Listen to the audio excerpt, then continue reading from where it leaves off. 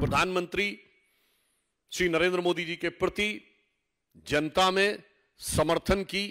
एक लहर दिख रही है। इंडिया गठबंधन और उनके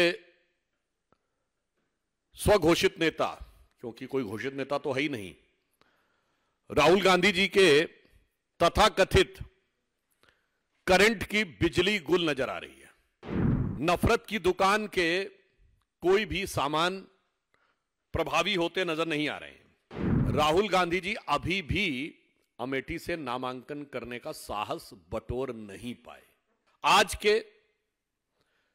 इस प्रथम दिन के मतदान, प्रथम चरण के मतदान से पार्टी के पास जो फीडबैक आया है उससे बहुत स्पष्ट है कि देश की जनता बहुत गंभीरता के साथ और बहुत दृढ़ता के साथ प्रधानमंत्री श्री नरेंद्र मोदी जी के पक्ष में एकजुट होती हुई नजर आ रही है। निश्चित रूप से प्रधानमंत्री श्री नरेंद्र मोदी जी के प्रति जनता में समर्थन की एक लहर दिख रही है और दूसरी तरफ इंडिया गठबंधन और उनके स्वघोषित नेता, क्योंकि कोई घोषित नेता तो है ही नहीं, राहुल गांधी जी के तथाकथित करंट की बिजली गुल नजर आ रही है।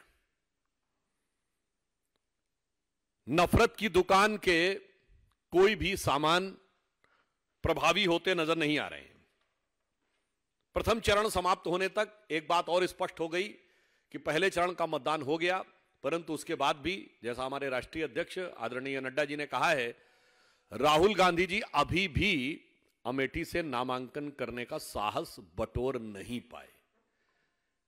यानी अब चुनाव शुरू हुआ नहीं, चुनाव का एक चरण हो गया और अभी तक वो साहस बटोर नहीं पाए हैं। ये आगाज ये बताता है चुनाव का कि अंजाम क्या होने वाला है, इसका अनुमान सहज ही लगाया जा सकता है। हम कह सकते हैं कि देश के भिन्न भिन्न अंचलों में आज जिन 102 सीटों पे मतदान हुआ है उसमें मतदान की जो मनोभाव दिखा है